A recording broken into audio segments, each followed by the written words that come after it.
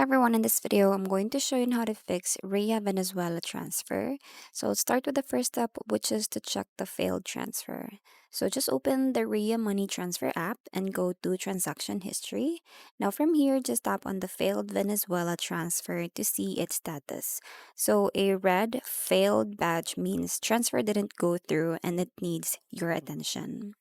Next is read the failure reason. So you have to scroll down to the transaction details to see why the transfer failed. So the common reason include recipient bank rejected transfer or incorrect recipient info, or it can be the temporary partner bank issues in Venezuela. Next is you have to contact the RIA support.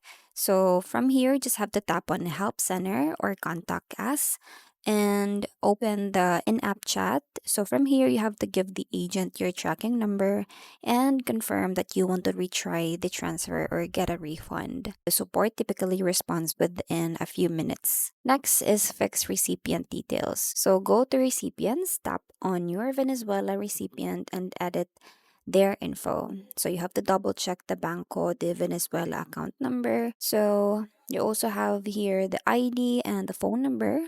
So one wrong digit is the most common cause of failed transfer.